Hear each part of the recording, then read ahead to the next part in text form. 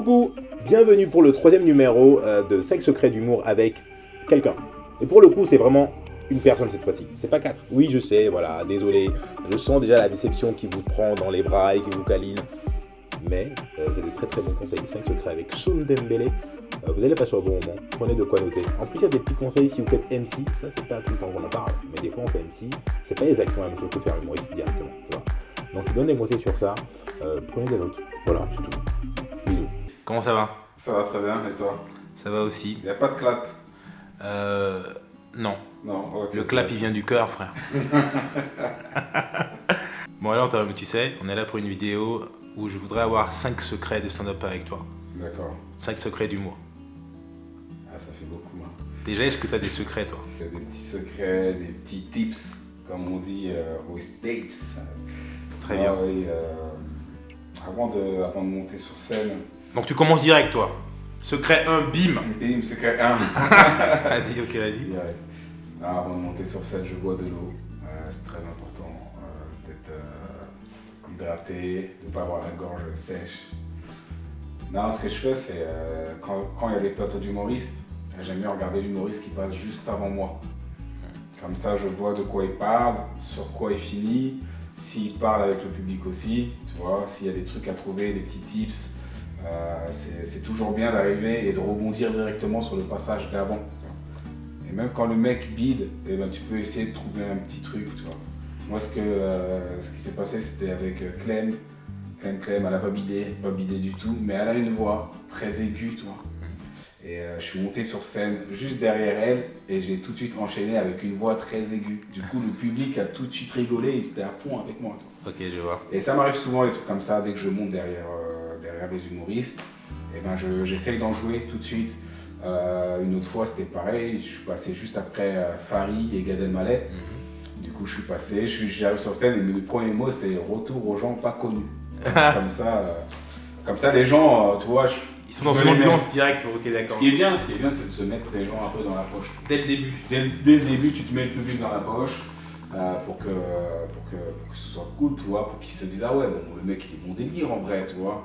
Parce que des fois, tu arrives sur scène, tu te dis, tu es stressé, tu fonces avec ton texte, et c'est là que le public ne suit pas. En fait, dès le début, il faut créer une alchimie avec le public. Okay. Et c'est ça mon petit. Premier secret, c'est ça, quoi. Secret. Créer de l'alchimie avec le public. Avec le public, voilà. Mais si tu passes en premier, ça marche pas ton délire? Non, si je passe en premier, ça marche pas. Okay. Ça peut le faire avec le mec qui présente. Oui. Okay. Le mec qui présente le plateau. Eh ben, je peux rebondir tout de suite dessus. Je suis toujours à l'affût dès que quelqu'un monte juste avant moi, même si c'est le présentateur, eh ben, je suis toujours là à écouter, voir s'il y a des choses qui se passent dans le public ou sur scène par rapport au présentateur. Essayer vraiment d'être...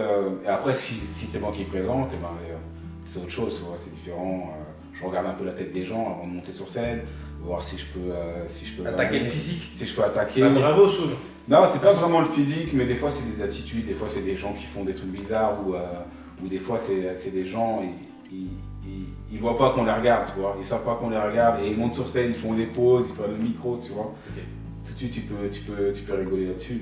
Ouais. Mon secret, c'est quand tu joues ton spectacle à toi. Quand tu joues ton spectacle, moi j'ai pas joué de spectacle encore, mais j'ai fait des 30 minutes. Okay. Je fais des 30-30, très important de faire des italiennes. Très important, faire 2, 3 avant le jour J, quoi. Avant le jour J, tu vois. Le matin, tu te lèves, tu fais comme d'habitude, tu prends ton petit déj et tout, etc. Et après, tu commences à répéter ton texte. Souvent, ça va durer un peu moins longtemps. Ça sera plus court que sur scène, parce que sur scène, c'est pas grave si ton spectacle il fait 1 heure. Toi, quand tu vas faire ton italienne, ça va durer 45 minutes. Mais c'est normal parce qu'après, il y aura les applaudissements, il faut compter les applaudissements, il faut compter les réactions avec le public.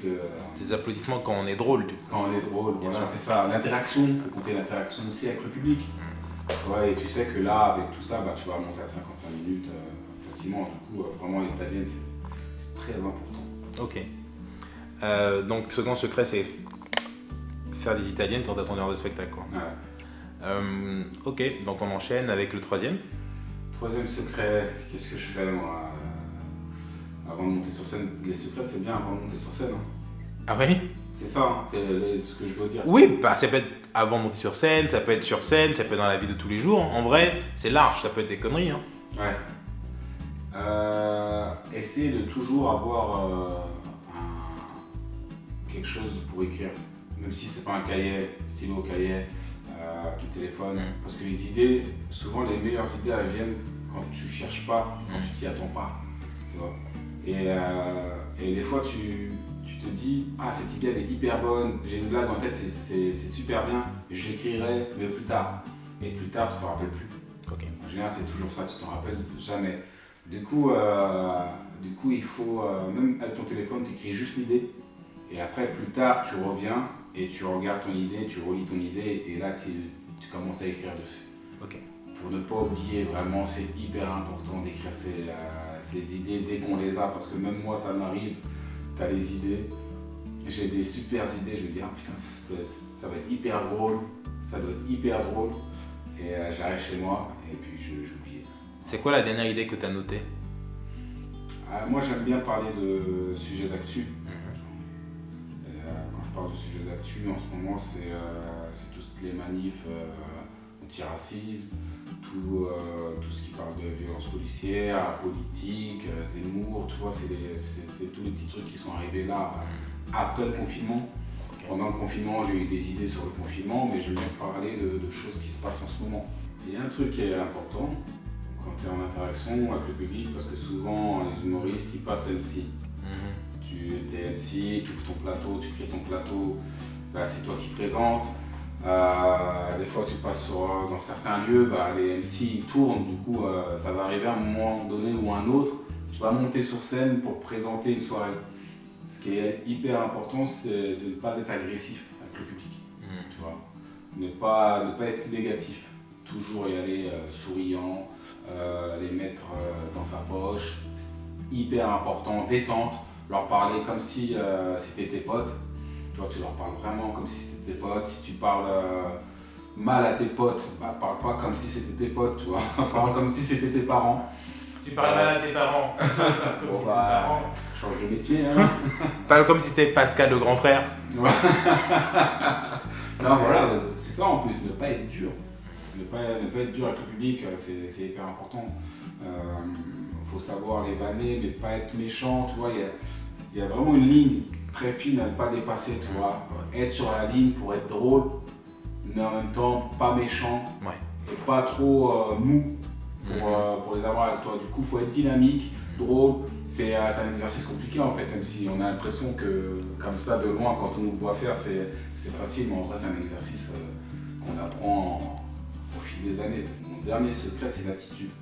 Ouais, ton attitude quand tu montes sur scène, très important. Très important par rapport au personnage que tu es, par rapport à ce que tu vas raconter. Tu montes sur scène avec une attitude.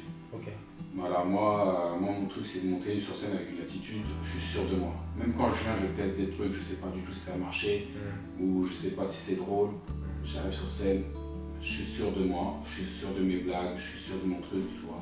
Je veux pas que les gens ils se rendent compte quand je teste et quand je teste pas. Oui, ok. Vraiment l'attitude que tu as quand tu montes sur scène, peu importe dans quel état d'esprit tu es avant, dans des loges, une fois qu'on t'appelle, on dit ouais c'est à toi de monter sur scène maintenant, hop, direct tu te mets dans l'attitude. Tu mec de stand-up qui va gérer et qui va faire rire les gens. Je suis drôle, boum, attitude. D'accord. Mon dernier secret, l'attitude en fait. Tu dois être sûr de toi, tu dois en tout cas projeter en fait aux gens que tu es sûr de toi. Quoi. Exactement. Parce que si tu leur montres que tu es fébrile, les gens vont pas rire du tout. Ils sont plus en compassion avec toi. Ils vont dire ah putain c'est dur, personne rigole, il y a un bide, ils te voient transpirer, ils te voient bégayer et du coup ils vont pas être avec toi. Ils vont être tristes pour toi. Du coup, vraiment, vas-y avec une attitude, boum, ok, ça marche pas, c'est pas grave. Mon autre blague derrière, elle va marcher. Ok, boum, ça marche pas, hop, je vais faire une autre blague encore. Et t'enchaînes les blagues avec une attitude sûre de toi. L'attitude. L'attitude. Pas l'altitude. Pas l'altitude. L'attitude. Très bien. Bah, écoute, merci beaucoup Soud. Merci pour tes secrets et pour ton attitude. À une prochaine fois. Avec plaisir.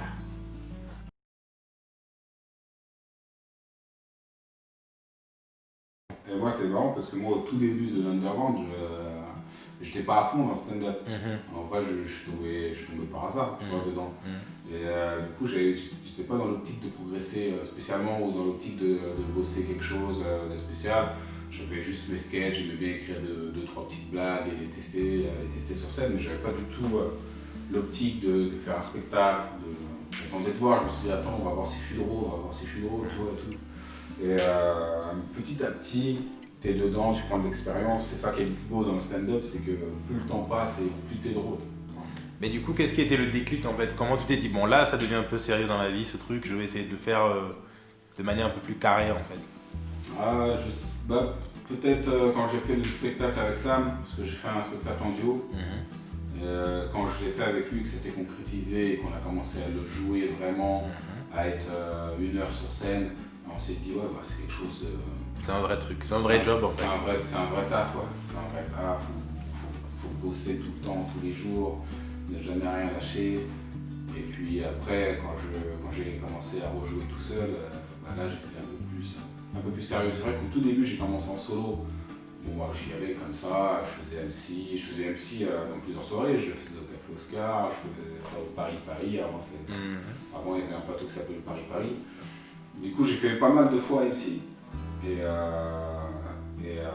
c'était pas stand-up, je pensais pas faire. C'est pas le même niveau qu'aujourd'hui quoi. Voilà, c'est ça. Et après le duo, c'est vrai que c'est comme si je recommençais à zéro, mais je recommençais à zéro dans une énergie. Tu vois, dans une optique plus faire quelque chose de sérieux, tu vois. J'espère que tu as passé un bon moment. J'espère que tu as pris des notes. J'espère que tu vas les appliquer sur tous ces conseils et ces petits secrets. Laisse des commentaires, dis si tu as apprécié, dis les conseils que tu vas appliquer, dis les conseils si tu en as et que tu n'es pas dans la vidéo, tu peux donner des conseils quand même dans les commentaires. Et dis-moi si tu veux que j'interroge un humoriste précis, particulier, différent. Si tu as des noms, balance-les, ça me donnera des idées pour les prochains épisodes. Voilà, mets un pouce, commente, partage, parce que les secrets, c'est fait pour être partagé. Non, c'est pas... À la prochaine.